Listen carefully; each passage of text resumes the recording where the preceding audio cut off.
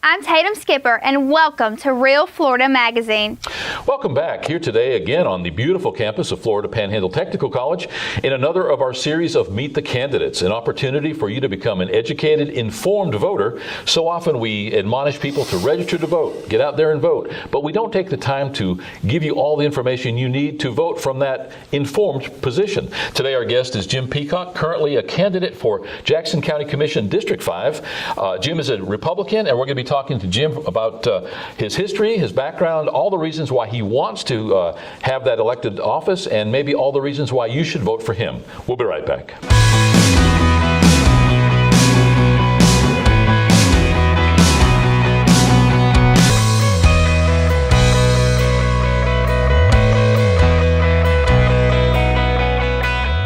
Welcome back. As mentioned, our guest today is Jim Peacock. Jim is currently running for Jackson County Commission District 5.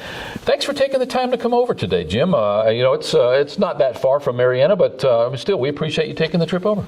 Well, thank you for the invitation. We are doing this series, again, in an effort to inform voters. As I say in the intro, so often we hammer people to register to vote, get out there and vote, but we don't want people voting irresponsibly. We want them voting for the right reasons and for the right people. And to do that, you have to hear from all of those candidates. So often it becomes a popularity contest, or whoever's name is first on the ballot, if you happen to be alphabetically non-challenged in that case. Or many times it's because you know somebody, or they're somebody's brother-in-law, or we want to be sure that they have as much as information as they can, and that's why we do this. So again, thanks for being here. You are a Republican. Talk a little bit about Jim Peacock. Tell me a little bit about your history and what led you to take the plunge, and God bless you for running for public office. I was born and raised in Jackson County. I'm one of 8 children. I grew up with my mother and father working, and had to work my entire life. Grew up on a farm and was always involved in working on farms, even myself, to earn money to help go to school. But after graduating from Grand Ridge High School, I went over to Chipola. I got an AA degree from Chipola. And then while I was working or going to Chipola, I worked at Florida State Hospital. And then I transferred over to Florida State and worked my way through Florida State, got my degree in criminal justice, a BS degree. And about that time, Uncle Sam decided that it was time for me to serve him. And so I went into the Army and was commissioned a second lieutenant and did my time in the Army. And after getting out of the Army, I moved to Mobile. And while I was working, I was director of security for Montgomery Wards in the Mobile district. And while I was there, I again worked my way through school. I got my master's degree in criminal justice. And shortly thereafter, I was hired by the U.S. Secret Service. I spent 27 and a half years as a special agent with the Secret Service and traveling around the world, working criminal cases, protecting people, all of the presidents from Nixon through George Bush Jr. So when Bush Jr. was not the president when I protected him, he was actually the son of George. And there were some things that came up, and we had to protect him at that time. Spent a lot of time working with the Secret Service, doing different things. One of the things I did was I represented the U.S. Secret Service up on Capitol Hill for 3.5 years, meeting with members of the House and the Senate, answering questions about issues pertaining to the U.S. Secret Service and helping get legislation passed that would benefit the Secret Service.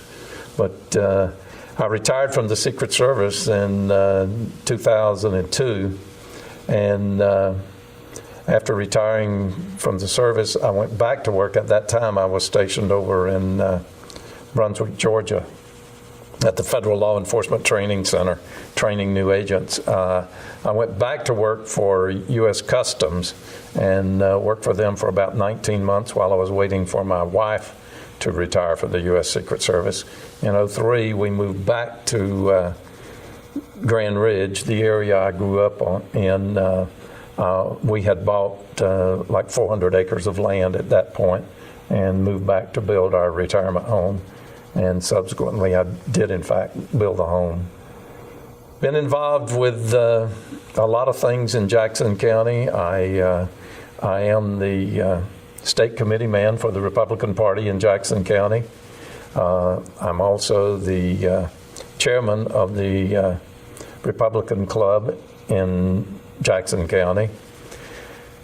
I serve on the executive board for the Republican Party of Florida.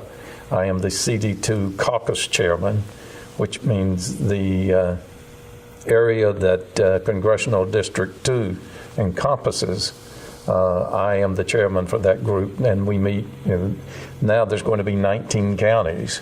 We meet and we discuss ways to get Republicans elected to the House of Representatives. I am involved with the Sneads High School Foundation. It's a nonprofit that supports academic excellence at Sneads High School. I'm also the treasurer for the Sneads Football Booster Club. So I'm involved with a lot of things in the county, and I decided to run for county commissioner because I felt that I had things that I could offer the citizens of the county that other people who are running had not experienced. I've seen and done a lot of things with governments all over the world, and I know there are great things that go on in Jackson County, but I think we can improve them and make them better. Well, then I misspoke. You actually live in Sneads or Grand Ridge instead of Marietta.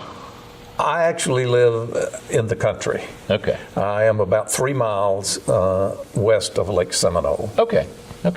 Gorgeous area. Gorgeous. We love it. Gorgeous territory. Grew up there, and I could have moved anywhere, but decided that I wanted to move back home and retire here. When I first met you in Marietta, you were actually working with Crime Stoppers. Are you still involved with that organization? I neglected to mention that, but I am the director of the board of Chipola Crime Stoppers, which represents Jackson County and also Calhoun County. Okay. When somebody runs for office, there's a reason, and obviously with your history, I'm sure that you've got a retirement where you don't need the salary that you're going to get from a county commission position. And I'm presuming there, and that's okay. We don't have to discuss that part of it. But there's got to be a reason. There's got to be something that you feel that you can do better or do differently. Jackson County, much like Washington County or Holmes County, is a very large, mainly rural area. All the problems endemic to a large rural area with few people and obviously a small budget. What are the biggest challenges right now that Jackson County faces that you feel that you can help or benefit in that role as county commissioner? Well, I think one of the major problems facing Jackson County is that we're hemorrhaging our youth. People are born and raised in Jackson County, but they have to leave in order to get jobs. So I want to work to bring jobs, good paying jobs, to Jackson County.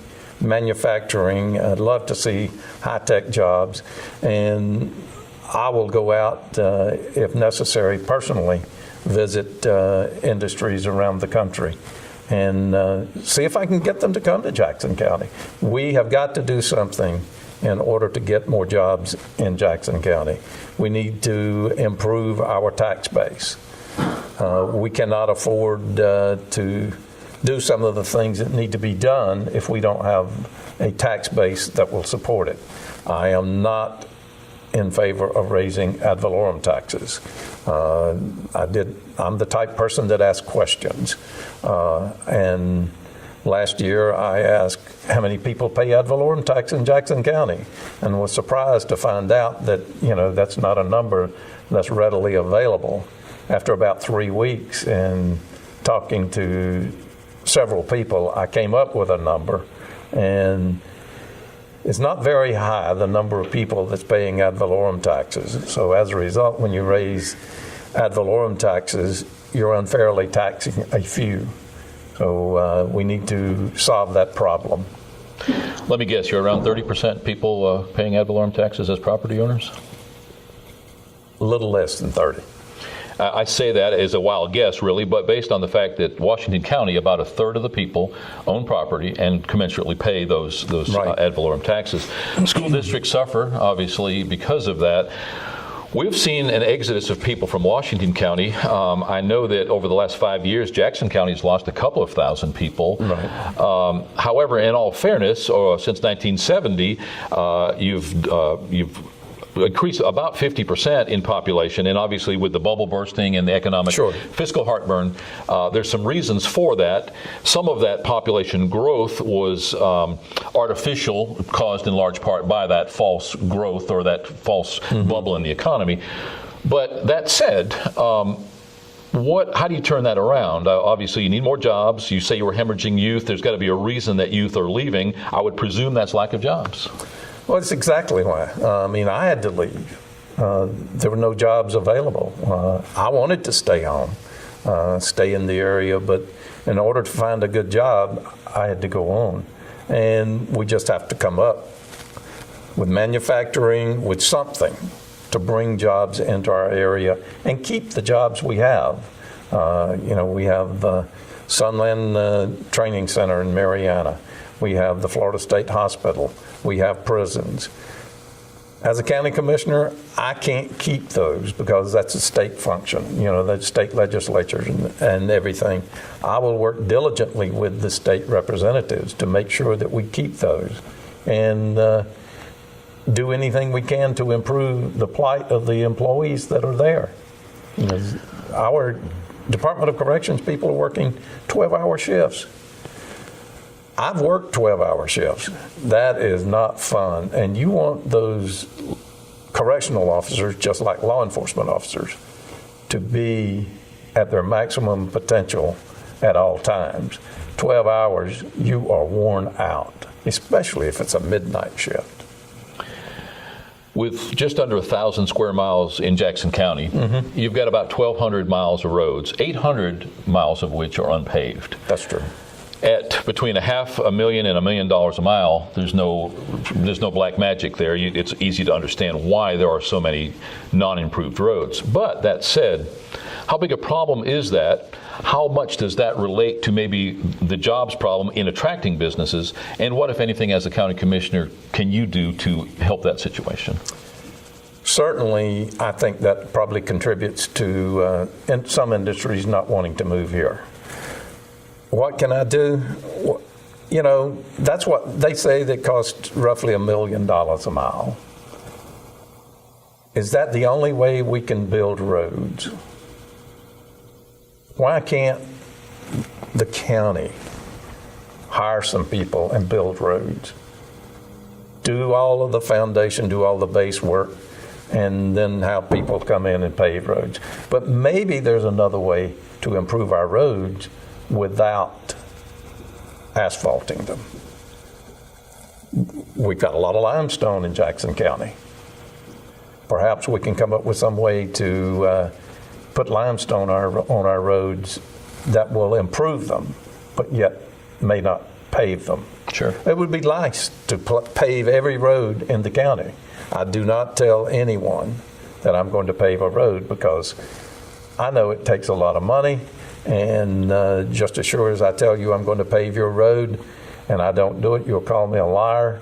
And my reputation is worth more than being a county commissioner. Along with the fiscal situation in not being able to fiscally afford to pave a road, right, you've got a consensus issue. Jackson County, much like all of the other counties in this area, you have some divisiveness among commissioners. You have a lack of consensus at times. And you don't have a franchise on that. We see it everywhere, as I say. And it's the nature of the beast. How can you, as that incoming county commissioner, foster a sense of teamwork, partnership, cooperative debate, but with some kind of an ability to bring people together. So at the end of the day, you're able to accomplish things and get away from some of that divisiveness, which, frankly, the public has a bad taste in their mouth about. You're right. I think some of the problems that you see in local government where people are arguing about things, it's uncalled for. We need to sit down and talk about what we're going to do, come up with a plan and move forward. In my job with the Secret Service, in traveling around the world, having to protect, the president and different ones, you go into countries, and I'm meeting with the head of government. And they may not like the U.S., but you've got to finesse them, and you've got to figure a way to make things work to provide a safe environment for our protectees. Certainly, I can meet with the other commissioners, and I know we do have the Florida Sunshine Law.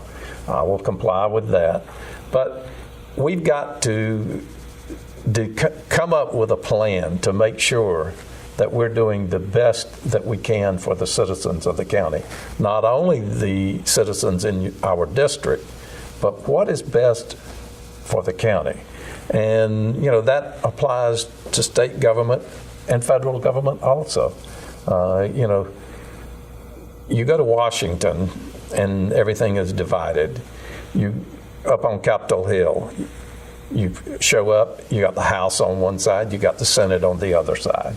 There are people who actually work on Capitol Hill for 30 years and retire that will never go from one side to the other. Then you break it down further.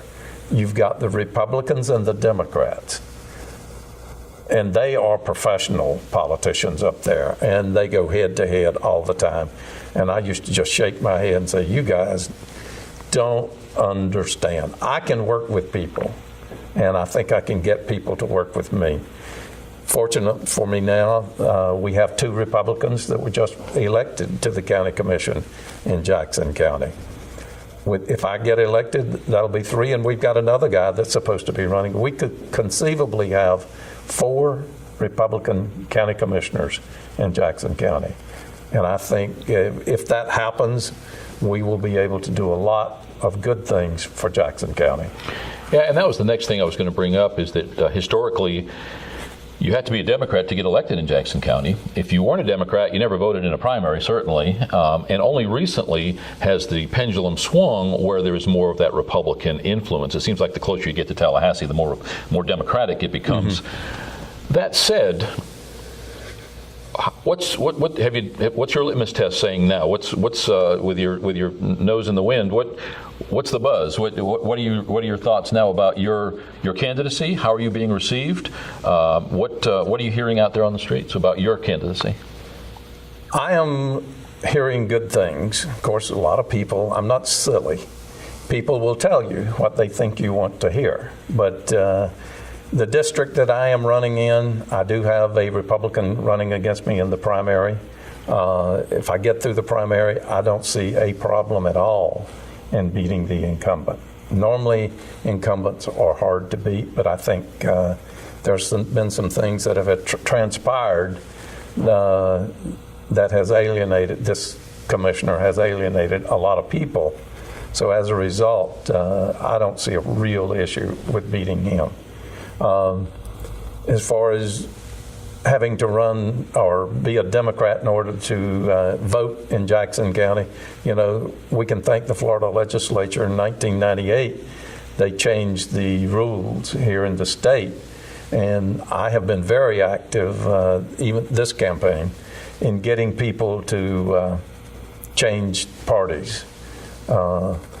I think since the 1st of January, we have had like 670 or 80 people have changed over in Jackson County. Jackson County, I think, in the near future will turn Republican. And due to the fact that the bill was passed, if you run as a Republican, if you're registered as a Republican, and there's no Republican or an independent that is in the race, then you can vote. A lot of people don't realize that. We've got a race over in Jackson County now that conceivably we are going to be able to vote for one of the Democrats who's running for sheriff if we don't have a Republican or an independent get in. in Washington County this cycle, we have just a lot of depth in several of the offices up for grabs. Not so much in Jackson County. It's surprising when you look at Bay County, Holmes, Washington, Jackson County, and some of the other counties that are close by. Jackson County has very few people running for those respective offices which are open. Now, it's still early, and I understand they have till May, but at the end of the day, either people are waiting longer to come out, or you just don't have a lot of people vying for these seats. Have you seen evidence of that? Yes, I have seen evidence of that. My position with the Republican Party as a state committee man, part of it is to look for good candidates. And it is very difficult to find people to run. People, I think, have come to the conclusion they do not want to subject themselves to the scrutiny that you get when you put your name out there. So as a result, it's hard to convince people to run. I mean, there are several constitutional offices in Jackson County that will probably go unopposed. And if we had good Republicans that would run, we could conceivably win them. Is there anything else that you'd like to add? We've talked about some of the high points. We could talk for hours, obviously, and there's lots of issues and there's lots of specifics that we could address. But for the sake of our viewers and listeners today, is there anything that you would like to add about why they should consider voting for Jim Peacock? Well, there's a couple things I would like to say. First, I would like to give a plug to the Republican Party of Jackson County. On the 27th of February, we're having a candidate forum, basically a public speaking in Madison Square Park. Is this the straw poll? Well, that's part of what I was going to mention, the straw poll. Okay. We're going to have candidates come in. We're giving away hot dogs, we're giving away sodas and chips, and we'll have bouncy houses for the kids. And you'll get the opportunity to hear candidates, Republican and Democrat. But you will also get the opportunity to participate in the straw poll that we're doing. This is being done with the Republican Party of Florida. The people that are in CD1, CD2, and CD3, which basically encompasses from Escambia County almost to Jacksonville, turn back to the south and west and almost to Ocala. All of the counties are doing a fundraiser. People are encouraged to come out, help the local Republican parties raise funds, and you can buy a vote for $2. Now, is that a true indicator of who may win in Florida? No, but it is an indicator. If people are willing to come out and spend their money, then there's a good indication they're going to vote for that individual. But for my campaign, I would love to have people come out and help me. I have some good friends that are already supporting me, and anything that you can do to assist my campaign, I would appreciate it. And I would love to come back and sit down with you in the future and discuss what's going on. Yeah, and it's an open invitation. Love to hear from you again, maybe sometime before the primary. Okay. And then we're actually going to do another round of these between the primary and the general election.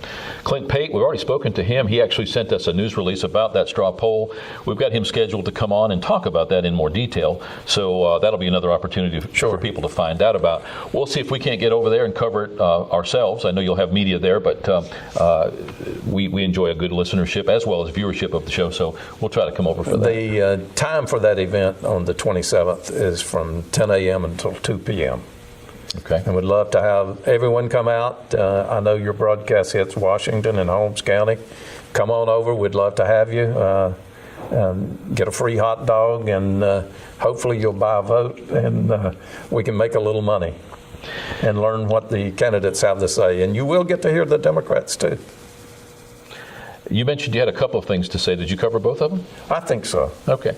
Thanks for being here today. You're welcome. Everybody leads a hugely busy life, and we just want the people that come over and do this show know that we do appreciate you taking time out from that busy day, especially you're full bore in your campaign right now. So again, thanks for being here today. Thank you for the opportunity to come on the show, and hopefully we'll get the opportunity to come back. Enjoyed it. Sounds good.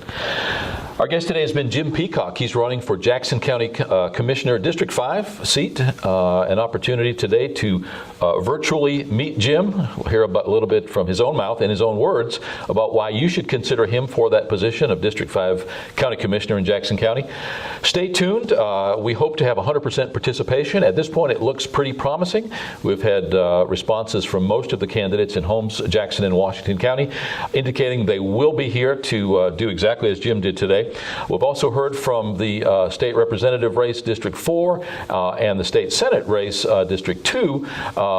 Again, those candidates already acknowledging that they would be glad to come and speak to us. So this is your opportunity to become an informed and more educated voter. Vote for that right person as it pertains to you for the right reasons. We appreciate you listening. We appreciate the use here of the studios here on the campus of Florida Panhandle Technical College, and we'll see you next time. We'll be right back.